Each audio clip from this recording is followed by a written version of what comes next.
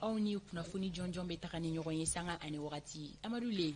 me kɛnɛ di ba tabarikala aw ni ce aw ni sɔgɔma aw mana kɛ yɔrɔ yɔrɔ ka bɛn n'aw sigiyɔrɔw ye aw ni sɔgɔma bi sɔgɔmada in na renouveau matin kɛnɛ kan na renouveau matin i n'a fɔ a n'a caa bɛ ɲɔgɔn na sɔgɔmada kunnafoni joona mun bɛ jamana kɔnɔ a n'a kɔ kan ka se k'o kibaruyaw salo k'a di aw ma bɛlɛdugu bamanankan segu bamanankan ani mali keleke naani bɛɛ lajɛlen bamanankan na yɛlɛ na an k'a dɔn k'a fɔ a kibaruyaw b'a la ka taa cogo jumɛn na bi dugu jɛkan ye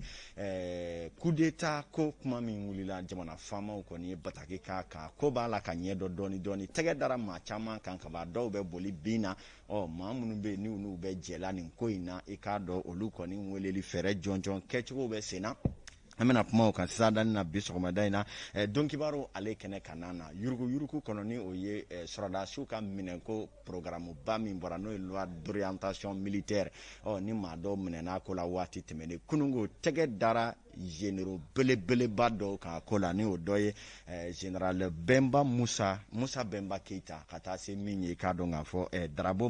min bɛ yen n'o ye Mustafa Darabo hakilina jiginna sɔrɔdasiw ka minɛnko ni tajiko ɲɛma ni minɛnko bɛɛ lajɛlen tun bɛ ale bolo waati tɛmɛnenw na ka fara maa wɛrɛw kan an bɛna kuma o kan sɔgɔmada in na Donkibaro kɔnɔ ale ko in kɔni kɛra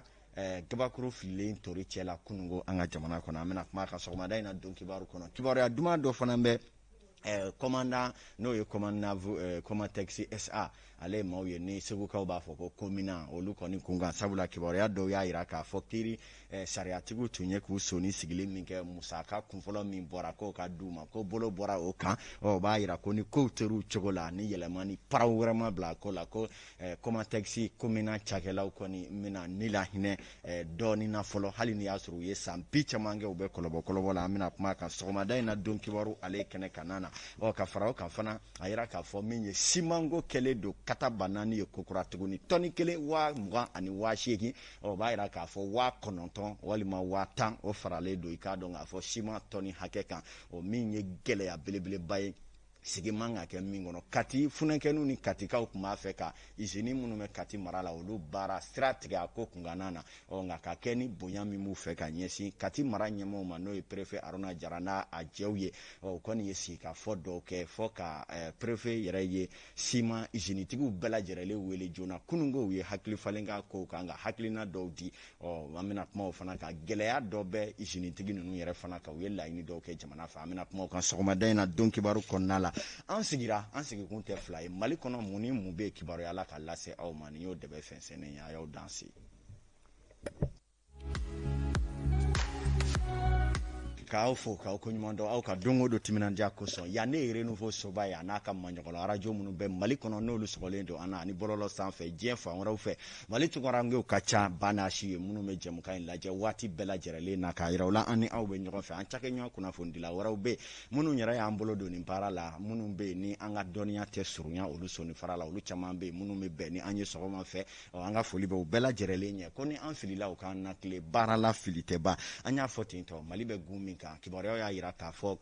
jakun laban in kɔnɔna min bɛ tali kɛ Mali finitigilaka dɔw n'o ye jalatigi dɔw ye ka fara min ye jala manganitigiw kan olu ni u jɛ dɔw tun ye sɔri dɔw daminɛ u tun b'a fɛ ka Asimi a n'a jɛw ka fanga kɔni dafiri a ma sɔrɔla k'a fɔ maa minnu bɛ yen ni olu lakodɔnnen don a ko la fɔlɔ ni sega kɛlen d'u la ani ni dalu dɔw bɛ an ka jamana faamaw bolo tɛgɛ dara o maaw kan maa minnu b'o la n'o dɔ ye colonel Amadu Keita a jira k'a fɔ ale ye maa ye kabi coup d'état siɲɛ fɔlɔ ale kɔni jɔyɔrɔ kɔni fana bonyana o kow kɔnɔ nka k'a ye k'a fɔ bi ale yɛrɛ ka sɔrɔ ka don sɔri ko la min bɛna kɛ sababu ye ka Mali fanga dafiri ko kura jango fanga bɛ o sɔrɔsi kelenw yɛrɛ bolo ale yɛrɛ CNT maa ye o ko kɔnɔna la o kɛra dabalibanko ye maa caman bolo nka mun ne bɛ a jukɔrɔ tubabuw ko min ma quelles sont les motivations waati nataw de bɛna kɛ sababu ye ka se k'o danganamaya maaw ye kɛnɛ kan sɔrɔsi wɛrɛw bɛ yen minnu ye jala mankan ni misɛnmanintigiw ye dɔw yɛrɛ fana bɛ yen minnu yɛrɛ date kala bɛrɛ kari olu kɔni dɔw tɔgɔ bɛ nin ko in kɔnɔ a jira k'a fɔ tɛgɛ dara olu bɛɛ kan hali bi ɲinini bɛ sen na min ye an ka finitigilakaw ka kɛ ni baara ni sɛgɛsɛgɛli ni gindo tacogo ye u ye tile 3 kɛ ko in sɛgɛsɛgɛli kɔnɔ k'a sɔrɔ u ma fɛn fɔ mɔgɔ ye u yɛrɛ dama ni ɲɔgɔn cɛ ye sɛgɛsɛgɛliw kɛ service de renseignement ka taa se an ka lakanabaa ni sɛgɛsɛgɛlikɛla minnu be i k'a dɔn ko kɔni ma dalen kuma min na ka se ka kibaruya jɔnjɔn ni zolen sɔrɔ a kan ko kɔni sɔrɔla ka bɔ ka batakiw kɛ o y'a sɔrɔ maa minnu be yen n'olu kɔni bɛ minɛ bin na olu tɛ taa ka danyɔrɔ kaban siga kɛlen don kɔkan jamana dɔ la min be yen ni o kɔni b'a fɛ diyakosa ka Mali yɛrɛ dafiri pi a ma sɔrɔla dɔwɛrɛ fɛ an b'a fɛ a ka min kɛ a bannen do ma an ka sɔrɔ bɛ aw ka jamana ko la o kuma a b'a to an ye an ka aw la tulonkɛ min na a fɔra k'a fɔ maliden si kan'i sigi bolo ma sabula maa mun be yen n'u bɛ nin maa ninnu kɔkɔrɔ ka Mali fanga dafiri anw ye kibaruya mun sɔrɔ i k'a dɔn n'u taara kɔrɔ n'a ma ɲɛ u bɛna tilebi n'a ma ɲɛ u bɛ taa ba fɛ k'a dɔn dakurunya kelen fɛɛrɛ ni dalu bɛɛ tigɛlen don u fɛ bi waasa ka dankari an ka jamana la u kɔni bɛ k'u dogo furancɛrɔ fanga de kɔfɛla na k'a yira k'a fɔ a sun ye ko olu ka kalataw kɛ k'a sɔrɔ dibidibiba bɛ ko minnu jukɔrɔ anw ka ɲinini na o ye Mali ka sɔrɔ ko u b'a fɛ k'u bolo biri sɔrɔ da la kuma olu ka sɔrɔ dulonnen don Mali yɛrɛ de la fɔ Mali ka kɛ tulonkɛfɛn ye u bolo u k'u dabiri Mali joli la k'a samata ye kama wele bila la jamana den bɛɛ ma bɛɛ ka kɛ muso kelen den ye waasa an ka se k'an ka faso lakana o ma lakana tuma min na ka bɔ juguw bolo an yɛrɛ dama ni ɲɔgɔn cɛ jɔyɔrɔ ko ni sigiyɔrɔ ko ani dilan ni dɛbɛnninw dayɔrɔ ko an na fɛɛrɛ ɲini o kumaw la an ka jamana ale kɔnɔna la kuma an bɛ taa ɲɛfɛ k'aw ladɔnniya k'a fɔ min ye yuruku kɛlɛliko la maa caman tun b'a la ka fɔ i jigi kɔ kabi furancɛrɔ fanga nana a ma sɔrɔla ka fɔ furancɛrɔ fanga sigira ni balani ni dunuminkan min ye o ye k'a fɔ fanga taa cogo man ɲi min ye monument de l'indépendance kɔni sɛbɛkɔrɔ forokira k'a fɔ ko jamana faama kɔrɔ Ibrahim Boubacar Keita ka fanga yuruku ni karatu fanga ka bon kosɛbɛ k'a fɔ n'o sera ka gwɛ ko i k'a dɔn yɔrɔ ka ko k'a jɛ fanga maa o maa ye jamana ka nafolo dun ka jamana sigi a sen sabara kɔnɔ ko olu ka se ka nɔnɔ bɔ nka malidenw nkɔrɔtɔra ko la kosɛbɛ wa min ye waati can kɛra taama minɛ sisima bɔ a kɛra kumabaw bi fɔ nka jaabi tɛ ye min ye k'a dɔn kiiri minisiri Mahamadu Kasoge ale bilama kɔni y'a yira ko jamanakuntigi Asimi kɛlen don ka danganiya mun di n'o ye maa o maa bɛ yen n'u ye jamana bisi k'a pɔcɔ ko k'a bɛɛ lajɛlen nɔnɔ bɔ ko in kɔni a daminɛna politiki maa dɔw minɛna hali n'i y'a sɔrɔ kuma dɔw ciyara a kun kɛlen don maa dɔw fɛ k'a fɔ a bɛ k'a kɛ tubabuw b'a fɔ min ma deux poids deux mesures i k'a dɔn k'a daja dɔw la ka dɔw to walima ka maaw woloma ka bɔ ɲɔgɔn na ni fɔra ko kiiri ka sɛgɛsɛgɛ a ka boli bɛɛ lajɛlen kan hali ni jamanakuntigi yɛrɛ jɔ a kɛ walima jamanakuntigi den bɛ a la ni kiiri ɲɛsinnen don a ma a kan ka kiiri jamana kɔnɔ o de ye jamana ka kiiri bɛɛ lajɛlen damakɛɲɛli ye min ye kiiri minisiri ni o yɛrɛ ka maa bɛɛ rɔ ni sɛgɛsɛgɛliw y'o yira o ka minɛ o ka kiiri sariya la o k'a dɔn o de bɛ jamanadenw jigi sigi o kuma maliden ye min ɲini o y'o de ye wa an bɛ don min na i ko bi kibaruya minnu y'an bɛ anw bolo o b'a yira k'a fɔ o baara kɔni daminɛlen don sabula jateminɛw ni sɛgɛsɛgɛli minnu tun bɛ sen na kiiri dossier 1200 n'a kunkanfɛ minisiri da sera a ma k'a fɔ olu yugubali baaraw daminɛna kaban jaabi dɔw bɔra kunungo min ye général Musa Bemba Keita ale kɔni ye jalatigiba ye IBK ka waati la a ye jɔyɔrɔbaw sɔrɔ Mali yɛrɛ ka lakanako nasiratigɛ la min ye loi d'orientation et programmation militaire n'o ye sigikafɔ minnu kɛra ka bɛnkan dɔw kɛ ko nafolo kasabiba dɔ ka bɔ k'o bɛna don minɛn na k'a di Mali sɔrɔdasi ma mugu ni kisɛ ani kɛlɛ yɛrɛ fɛɛrɛ ani ka finitigilakaw bila hukumu jɔnjɔ kɔnɔ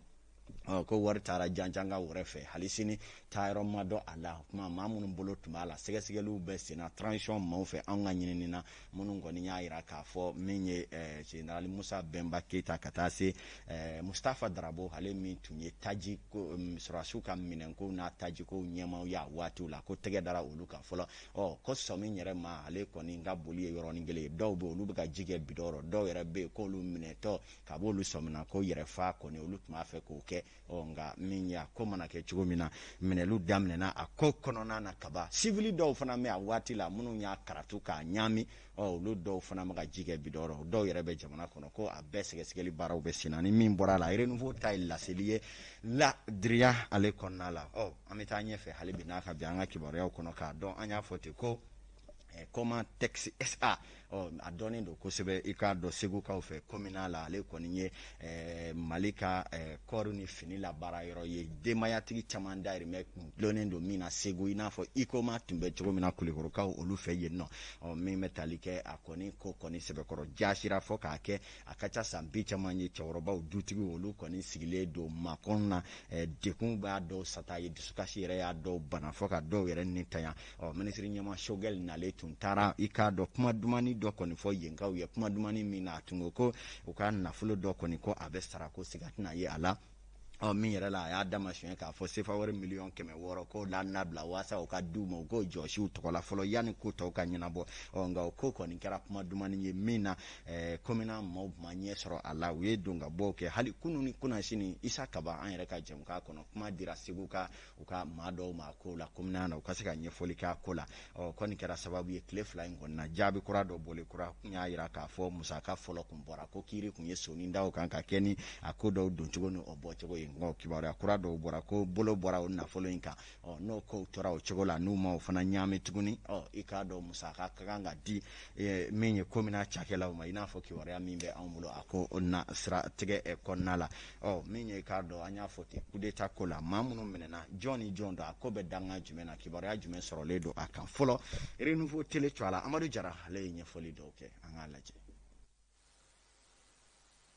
Finitigilamɔgɔ ɲɛmɔgɔ jɛkulu dɔw olu tun bɛ fɛ ka fanga dafiri kɛ mai kalo tile 11 su ka dugu jɛ mai kalo tile 12 san 2022 la i n'a fɔ gouvernement ka kuma lasela ale y'a yira cogo min na o y'a yira k'a fɔ k'a laɲini kun tɛ dɔwɛrɛ ye ka se ka dankari wale min bilalen bɛ sen kan Mali kurako kama. Colonel Abdoulaye Mayiga a y'a yira k'a fɔ ko ni maa kofɔlen ninnu ka waleya in k'a kun kokɔrɔma donnen bɛ jamana wɛrɛ fɛ. Fanga dafiri in a ma se ka kɛ maa caman o welelen bɛ gouvernement maaw bɛ hakilisigi kɛ k'a fɔ ko baasi tɛ o y'a yira tuguni k'a fɔ ko fɛɛrɛw bilalen bɛ sen kan walasa cogo min na ka se ka sɛgɛsɛgɛliw fanga bonya Bamakɔ kɔnɔna na ani Mali dancɛw la. Kunnafoni laban minnu sɔrɔla a yirala k'a fɔ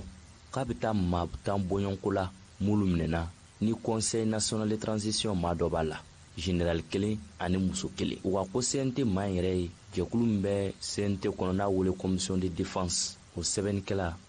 n'a wele ko rapporteur n'o ye colonel Amadou Keita ye wa welelikɛla maa dɔ ma n'o ye Baba Ahmed Ameda n'ale yɛrɛ finitigi ɲɛmaa ye jɛkulu kɔnɔ n'a wele SEMA coordination du mouvement de l'Azawad a yiralen bɛ k'a fɔ tuguni ko weleli wɔɔrɔ bilalen bɛ sen kan jamana yɛrɛ kɔnɔna na.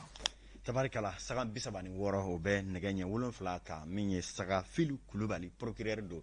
conseil technique do nin waati na min ye bilasiraba ye kiiri ale ministre tɔgɔ la jamana in kɔnɔ ninnu bɛɛ ye jɛmukan in kanuba ye o b'an lata Dr Umaru Mariko ale co a la kibaruyaw kan na Sadi ale maa ɲɛma do ni maa min hakili b'a la waati dɔw kɛra kuma dɔw senfɛ jɛmu faga co a la kɛnɛ kan ko a da ye fala kɔnɔ bi tigɛ jamana faamaw ka fɔ la o kɛra sababu kɔni ye min ye Mali finitigilakaw kɛrɛnkɛrɛnnen ɲɛna jamana tɔgɔ la ko olu kɔni ye wele bila Umaru Mariko ma fɔ ka taa ka denbaya la ka taa ɲinini dɔw kɛ nka an ye kibaruya mun sɔrɔ a waati la o tun ye k'a fɔ ko tɛgɛ ma se ka da Umaru Mariko ka dɔw ko a bɛ boli bin na nka a ko yɛrɛ bɛ danga kelen jumɛn na sabula an bɛ donni minɛ i ko bi Umaru Mariko masurunyana maa caman bɛ k'a sɛmɛntiya k'a fɔ hali olu yɛrɛ tɛ Umaru kibaruya kalama o kuma Maro bɛ fa jɛn fɛ mun kɛra Maro la min ye k'a dɔn k'a fɔ Dora Seki Jara ale ye Sadi biro maa ye ale ye lɛfɔli dɔw kɛ Bakari Sidibe ka kuma galama la an k'a lajɛ. An ni Umaru Mariko ka kunnafoni laban sɔrɔla 4 avril kalo tɛmɛnen na